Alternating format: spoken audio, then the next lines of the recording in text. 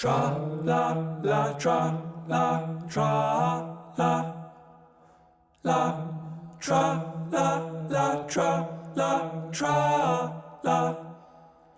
la tra la la tra la tra la la tra la la tra la tra. И не узнать весь блядя, бумчи, блядя.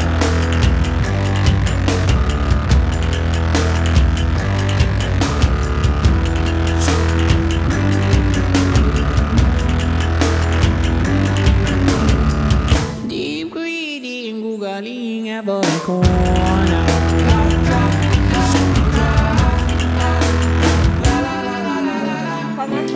Что дальше делать? А где какой-нибудь тренер?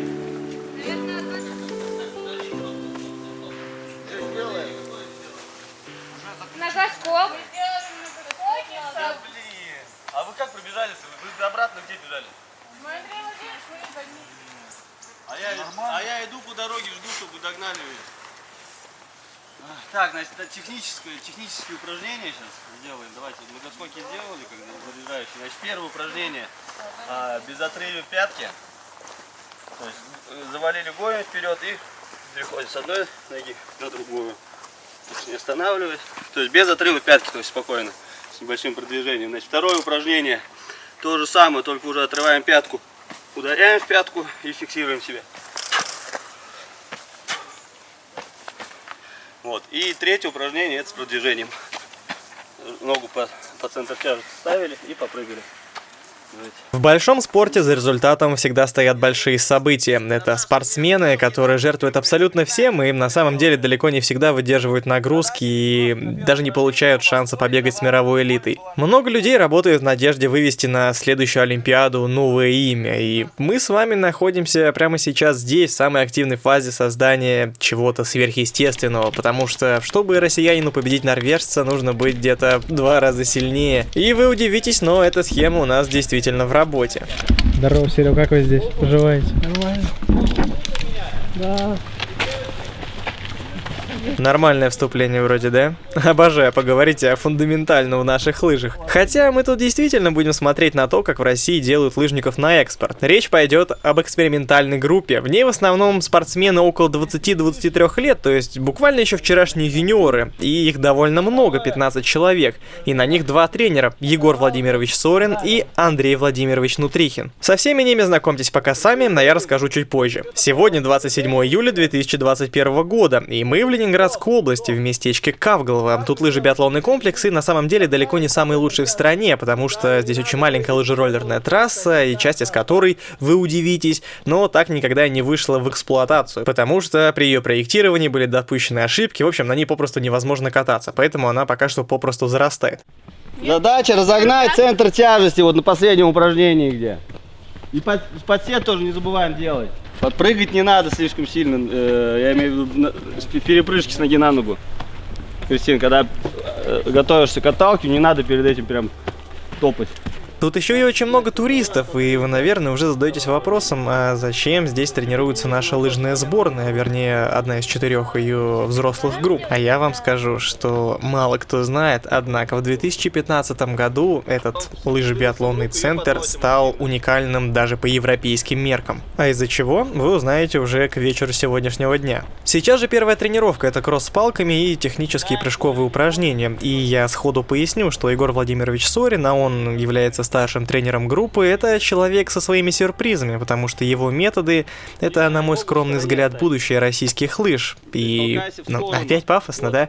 Ну, давайте, в общем, сделаем выводы в последней серии, а пока давайте внимательно. Если Юрий Викторович Бородавка — это тренер самых крутых наших лыжников, Александра Большунова, там Натальи Непряевой, например, фильм, про который я выпускал в том году, здесь по подсказочке можете посмотреть. И если он давал, в общем, своим спортсменам, ну, в принципе, практически полную свободу в техническом плане, и до самих тренировок таких было довольно-таки мало, а на вторых откаточных тренировках спортсмены вообще освобождались от ока старшего тренера, то здесь тренеры не оставят там и 10 секунд жизни спортсмена.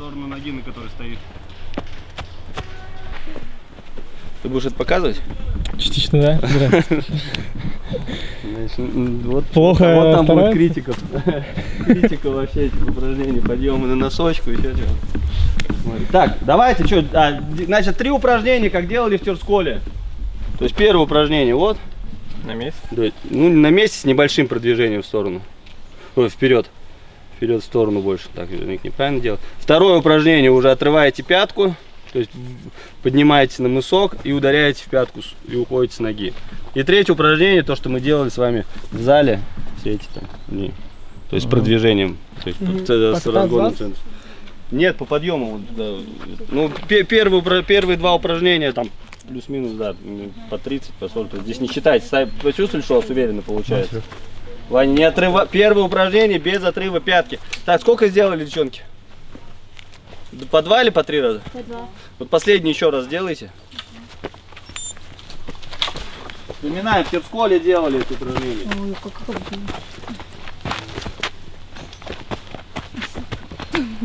Голень только должна все время играть. Голень в плане того, что завалена должна быть. Да. Чуть поактивнее уход с ноги, видите, чуть поактивнее. Так, Денис, да? Вот. Денис неплохо. Серег, пропусти Дениса, и вот за ним попробуй поделать. То есть, смотри, у него голень все время в атакующем положении.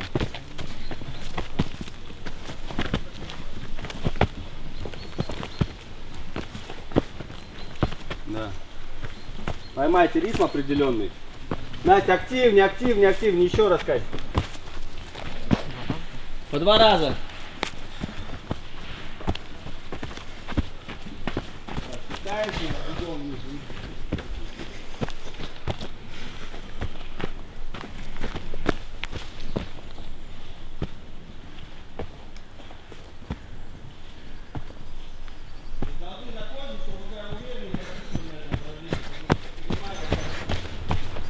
Как вы толкаете? Куда толкаете?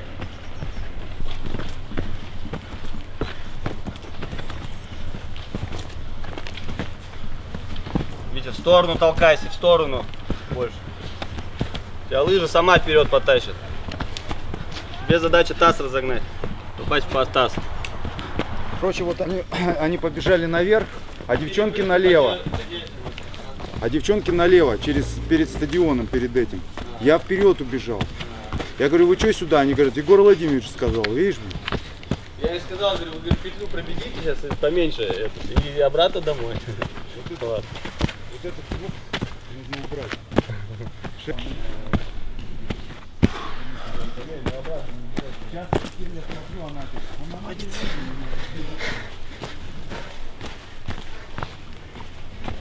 Нет. Наши в Малиновке были, а сейчас это.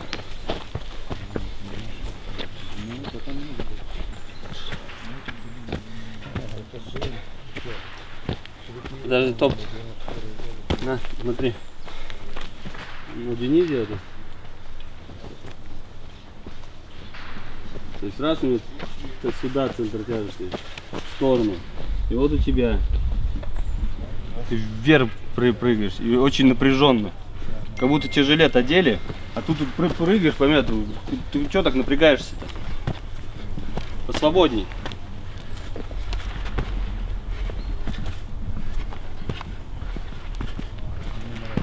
Я сейчас лактат возьми, уже, наверное, там 4-5.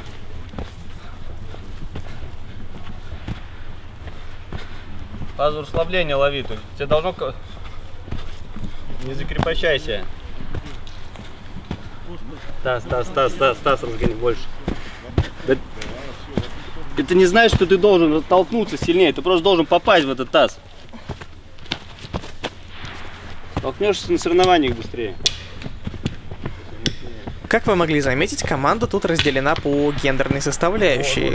Одного подъема на всех не хватит. Вспоминаем, что команда довольно большая. Да и у пацанов по сложившейся гендерной роли больше объем. Хотя, на самом деле, позже я это утверждение опровергну. На самом деле, можно сказать, что тут у всех свой объем и план, потому что он действительно составляется индивидуально. Не так, что тренер будет какие-то корректировки принимать, когда вы уже там с температурой от перетрена на сборе где-то лежите, и вас уже тут нужно откачивать. А действительно, план пишется индивидуально. Общее время 2. Это Волков, Жуль, Горбунов, Филимонов 2:15. Все это мы делали в Терсколе. Ты, Влад, не был в Терсколе, да? Был. А, ты был в Терсколе, все. Да, Андрюх, и ты был. Ну, все вы делали. То есть первое упражнение у нас. Мы не отрывая пятки толкаемся. Свободно просто перепрыгиваем с ноги на ногу. Тут главное условие, чтобы у вас была голень при момент отталкивания, то есть нависала над стопой. То есть тем самым таз у вас должен быть над стопой. Ну, вот. Второе упражнение. Поднимаемся на мысок. То же самое, только поднимаемся на мысок. Вот. И третье упражнение, это уже то, что вот мы делали в зале в тренажерном, то есть с продвижением. Попали под центр тяжести, то есть поставили стопу под центр тяжести, таз разогнали. Сколько вам осталось бегать?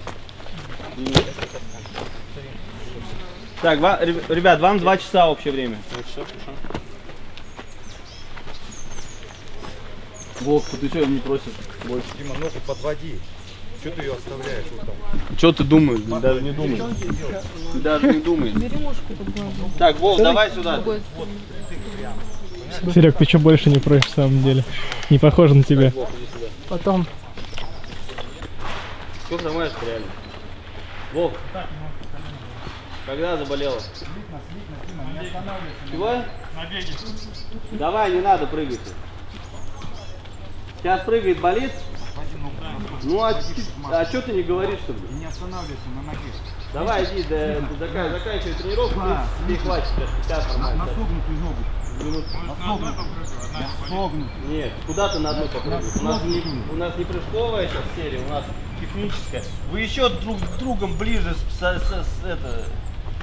Давайте вообще пройдемся по хронологии тренировочных сборов. Ну, как вы знаете, лыжники заканчивают сезон где-то в середине апреля, конец апреля, начало мая — это межсезонье, спортсмены отдыхают, и первый сбор прошел уже с 18 мая по 3 июня в Терсколе. Это был высотный сбор, высота там 1800-2000 метров, это такой настраивающий сбор, там спортсмены в основном ходят в походы, готовят мышцы, сгоняют вес, набранный в межсезонье, ну, известная тема всем спортсменам-цикликам. Потом 8 дней домашней подготовки, и с 12 июня по 2 июля первый эстонский сбор в Отепе. Далее, соответственно, опять домашняя подготовка, 7 дней, и уже с 10 по 21 июля второй сбор в Отепе. Но я вам скажу, что большая часть команды на самом деле домой не уезжала, и, соответственно, домашняя подготовка у них получилась в Отепе. Интересно, что второй сбор в Отепе на самом деле на Отепе не заканчивается, и спортсмены сразу переезжают сюда, в Питер, и уже с 22 по 31 июля сбор тут.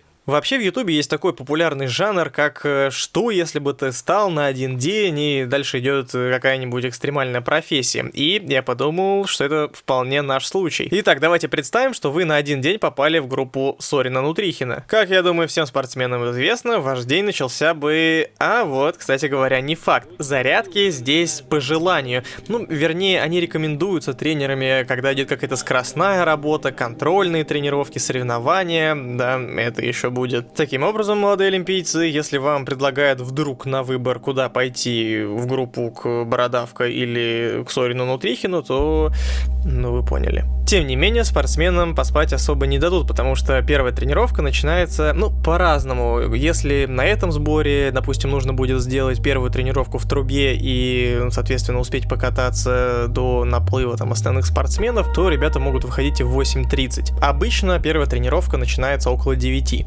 Ладно, вернемся к тебе, наш спортсмен на один день в группе Сорина-Нутрихина. В общем, тебе сегодня предстоит, как я уже сказал, кросс с палками в качестве разминки, и вот эти самые, которые ты уже наблюдаешь на протяжении нескольких минут, прыжковые технические упражнения. Вообще, можно сказать, что повезло. Сегодня вообще такой полуразгрузочный, настраивающий день, потому что спортсмены уже около 50 дней на сборе, а в конце нужно сделать очень сложные скоростные работы. Первая тренировка у тебя сегодня займет, в общем и целом, где-то до 2 часов. Ну, а потом, соответственно, обед. И на обед ты можешь приходить, по большому счету, когда хочешь. Главное укладываться в время работы столовой и успевать, чтобы остальные члены команды все не съели. Тебе, кстати, как члену сборной, организовали шведский стол здесь, в Питере, вдали от основной столовой. Серег, минутка, ПП, что берешь? Это твой нутрацион сегодня на обед. Посмотрим, что здесь. жму, куриный бульон. Эндорфина вы что выбираете? А если же мы выбираем горох? Или это не горох? Я, пожалуйста, немножко. Щи зеленый. Щи зеленый. Некрасиво.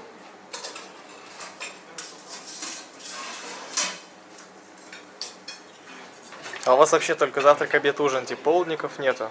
Нет. С собой берешь. Побольше булок и все. Обычно столов свиной. Здесь индейка с ананасом, говядина с черносливом и жаркое со свининой. Спасибо. Вот по питанию Андрюха рассказывает. К нему всегда цена. Да, первая консультация бесплатно, остальные налоговая иная.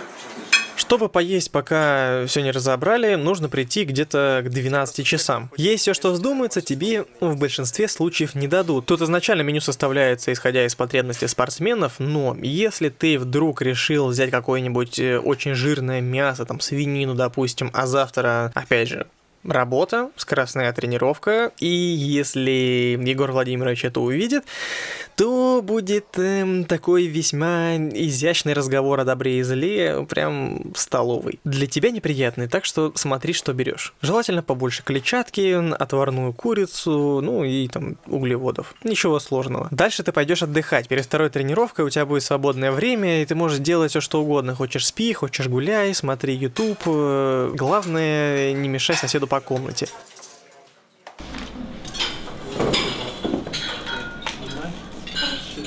Вторая тренировка начинается в 4, и как раз в этом самом уникальном месте, из-за которого все спортсмены и ездят сюда, в Питер. Итак, знакомьтесь, это лыжная труба, как мы ее называем, ну, а для вас лыжный тоннель. Я думаю, вы уже поняли, что это такое. Выглядит как действительно труба. Внутри температура где-то минус 4 градуса, искусственный снег, и даже летом здесь можно кататься на лыжах. И если вам вдруг показалось, что в этой штуке нету ничего сверхъестественного, то просто скажу, что данное сооружение в России есть в единственном экземпляре, а в Европе можно по пальцам пересчитать, наверное, всего штуки 3-4. I don't know how to start this. Rappers are monkey flipping with the funky rhythm I be kicking. Musician, inflicting composition of pain. I'm like Scarface, sniffing cocaine, holding an M16. See with the pen I'm extreme. Now, bullet holes left in my peep holes. I'm suited up with street clothes. Hand me a 9 and out defeat foes. Так, значит, 35-40 минут разминки. Девчонки закончат тренировку, и мы вас остановим. Технические упражнения делаем. После этого еще чуть поедете и начнем короткое ускорение. Делаем короткое ускорение на 3 отрезках. Так, первый подъем, второй подъем, и наравнение станции. Общее количество отрезков от 12 до 16. The squeeze heard it click, yo, my shit is stuck. Tried to cock it, it wouldn't shoot, now I'm in danger. Finally pulled it back and saw 3 bullets caught up in the chamber. So now I'm jetting to the building lobby, and it was full of children, probably couldn't see as high as I be.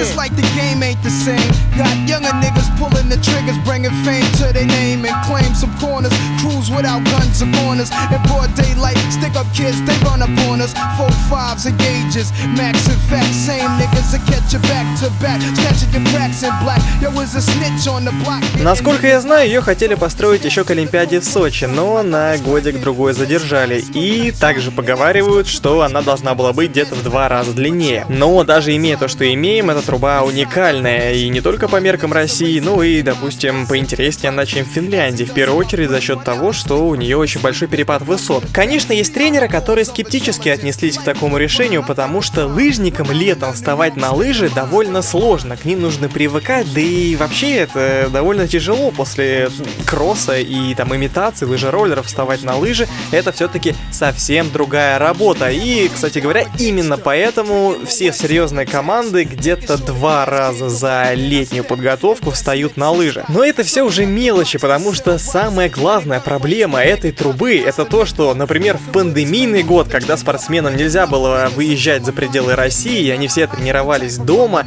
эта труба в самый нужный промежуток времени летом была закрыта. То есть там, я так понимаю, обновляли снег. И, спойлер, сейчас, в 2022 году, когда спортсмены опять же вынуждены тренироваться дома, труба закрыта где-то до октября, а на сайте там у них написано, что может быть даже и дольше. И поэтому вся эта система введения двух тренировочных отрезков на лыжах во время летней подготовки у наших тренеров ломаются. И именно поэтому сейчас в Малиновке они вынуждены кататься на лыжах по опилкам. Но это, на мой взгляд, конечно, просто смешно. И почему такая несогласованность? А кого я спрашиваю? У питерской трубы, в общем-то, как у всех ее собратьев в мире, есть еще один очень большой минус. Это то, что тренироваться в ней невероятно скучно. 750 метров в одну сторону, 750 метров в другую. И когда ты делаешь 2 тренировки в день на этих лыжах, зачастую там первая у тебя выходит по 3 часа, вторая там по 2, то, конечно, начинаешь потихонечку сходить с ума. Ну, в моем случае это, наверное, плюс. Ты можешь успеть не один сценарий для документального фильма продумать, но, в общем, это, конечно, утопия. Получается, что если все вышесказанное взвесить, то придется мне свои слова обратно взять, потому что не такой уж и легкий день у тебя сегодня.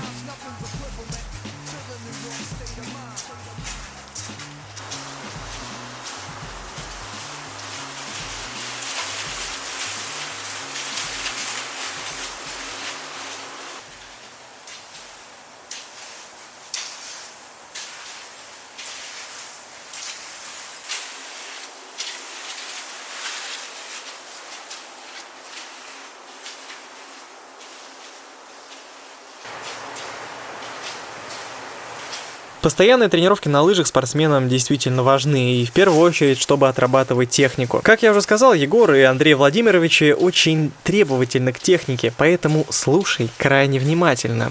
Это в твоих же интересах, между прочим, потому что если слушать не будешь, то тебя могут попросту с тренировки выгнать. Между прочим, ты сходу попал на крайне интересную тренировку. Задание, я думаю, ты уже слышал. Вначале ты разомнешься, потом покатаешься без палок, в общем, различные технические упражнения, а вот в конце короткие спринтерские ускорения, за что, в принципе, большинство и любит лыжные гонки. Своего рода соревнования, так что придется поработать.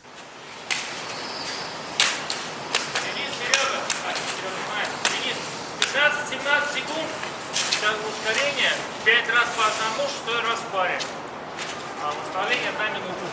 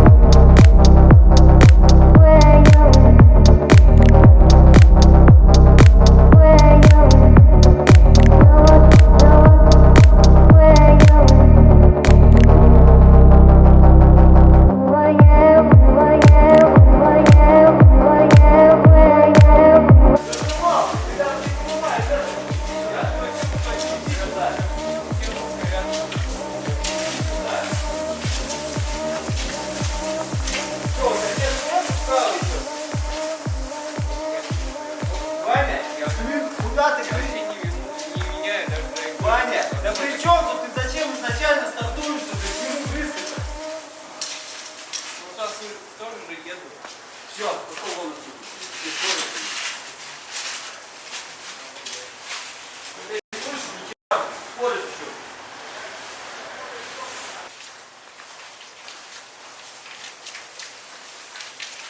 Не сказать, что Егор Владимирович прям тиран, но тренер он действительно крайне строгий. И, в частности, данная ситуация, которую вы только что увидели, одна из многих, и, в принципе, которые послужили впоследствии тому, что Горбунов больше не в команде Егора Владимировича Сорина с сезона 2022 года. У тебя есть два пути. Либо ты срабатываешься с тренером, принимаешь все его условия, его метод работы, либо уходишь. Так всегда, так в любом виде спорта. Но должен заметить, что здесь ты будешь в напряжении больше, чем, наверное, в любой другой команде. Хотя это, конечно, обусловлено еще и возрастом спортсменов, за ними действительно нужно смотреть.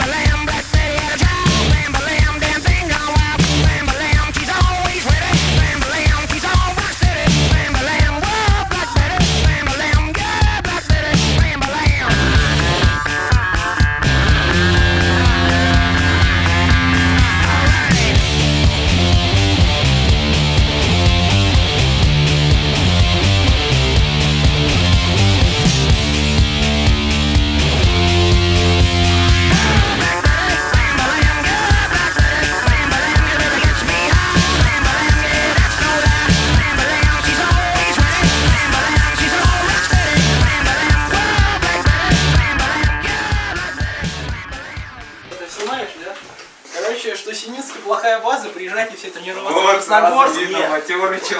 Приезжайте тренироваться в Красногорск. Значит, роллерку пока не построили, не построят лет 100 еще. Подожди, роллерку не построили, уже лет 100, еще лет 100 не будут строить. Но мы верим, скажем так. А так место хорошее. А Одинцова, Серега?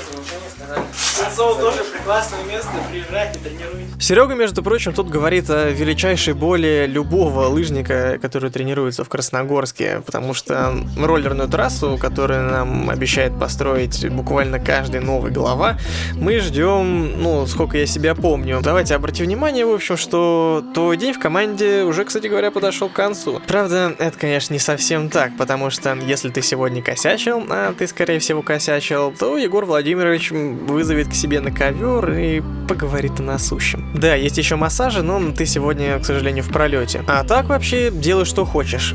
Сразу скажу, что, скорее всего, тебе захочется просто лечь на кровать и посмотреть в потолок.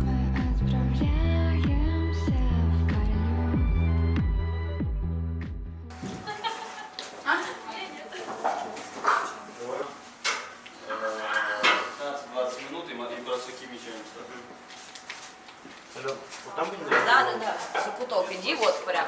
Там дождик сегодня. Давайте, вы уже были готовы брать без большой. У вас два подхода, пришел, нет? Потому что все уже делают, а ты как всегда прям последний. Сопли жуешь. Сколько раз тебе говорю, что ты все время последний. Серег, вот вообще не касается, просто констатирую факт, что на каждой тренировке ты последний все начинаешь. Давай, заходи быстрее.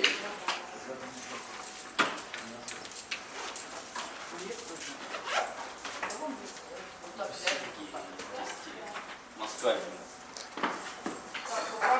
Серегу тут чуть не допустили до тренировки, и вообще Егор Владимирович это как раз тот тренер, который будет скрупулезно выстраивать четкие режимы, потому что когда между группами там где-то 15 минут, все должно быть вот очень сбалансировано. И такое отношение, кстати говоря, ко всему, как я уже говорил, там и к технике, и к ошибкам. И интересно, что Егор Владимирович не проводил со мной каких-то консультаций или разъяснений по поводу того, что я могу снимать, что не могу, как мне себя вести. В общем-то, посыл был такой, что снимай что хочешь, делай что хочешь. Но я сразу понял, что главное это никак не мешать тренировочному процессу. Я знаком со всей командой, но я знал, что мне никак нельзя их отвлекать, нельзя мешать, нельзя разговаривать с ними. И я знал, что это такое мнимое правило, и что за его нарушение я могу серьезно поплатиться. А может и нет, но в любом случае снимал я аккуратно. Тренировка началась с разминки на лыжероллерах, и те, кто гонится за точными объемами, точными цифрами, я для вас оставлю ссылки в описании к ролику, посмотрите на тренировки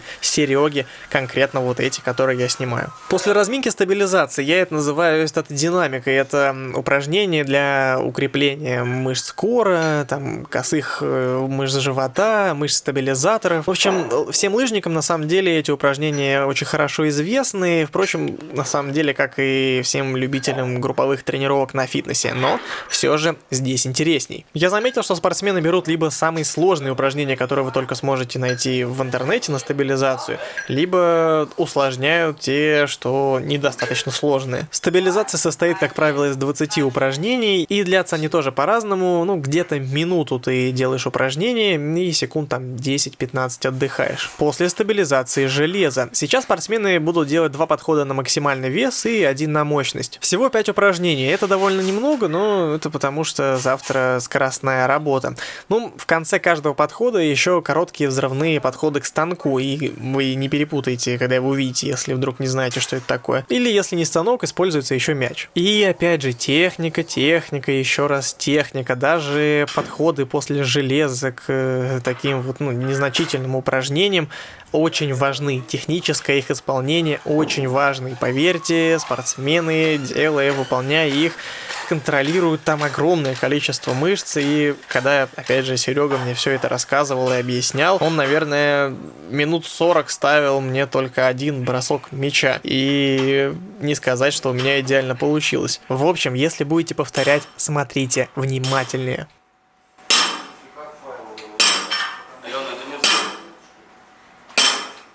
И опять ты поднимаешь даже на таком весе,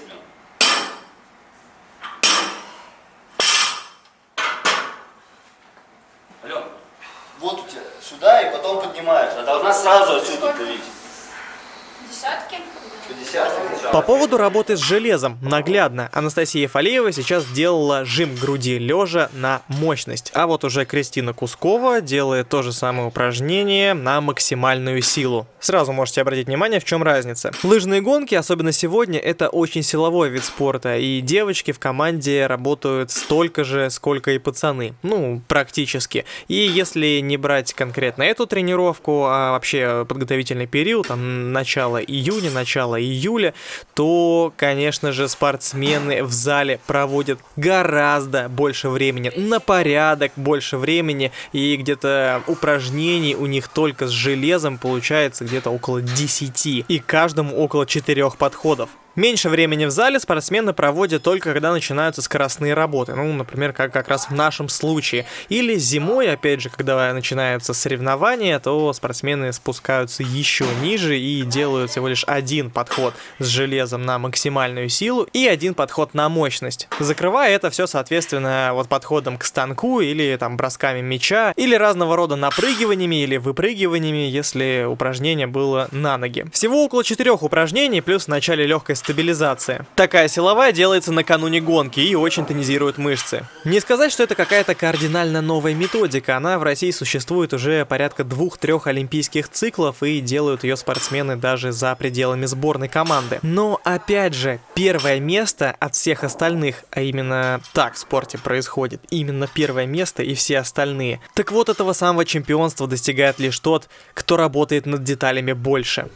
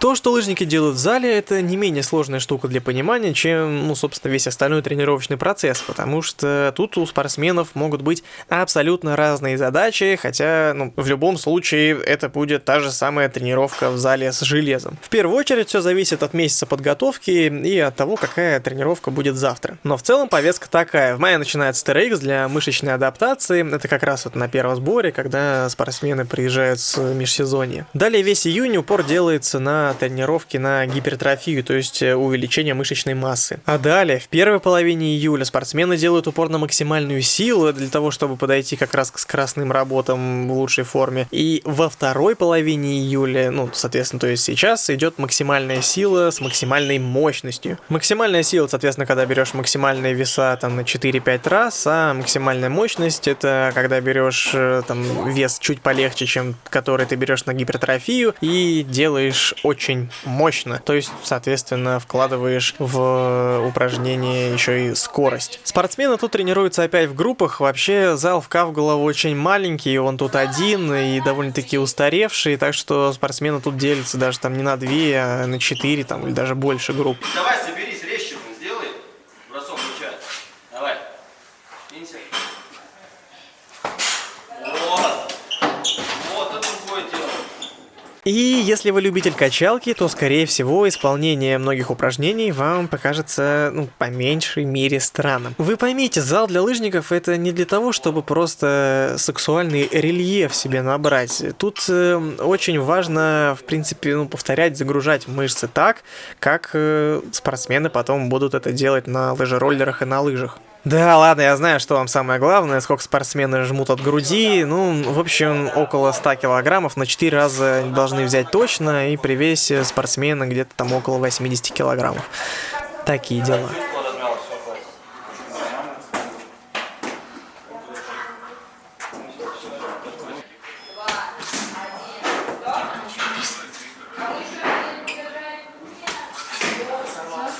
У нас сейчас не осталось. Тем, кто это, не кажется, можно. Еще 2,5 есть.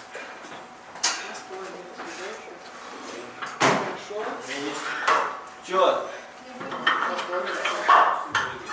5, да?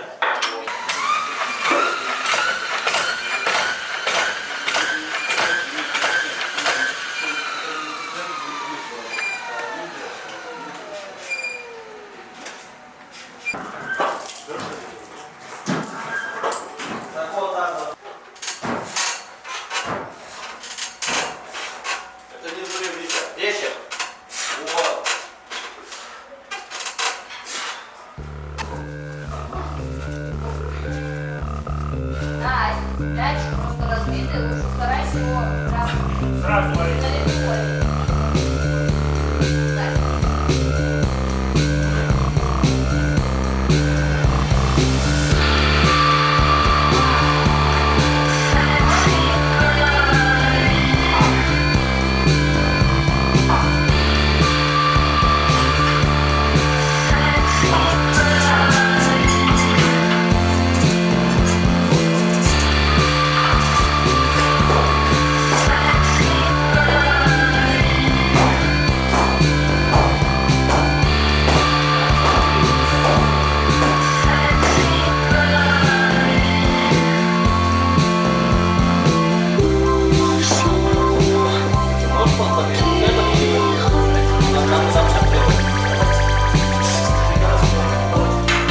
Сколько раз?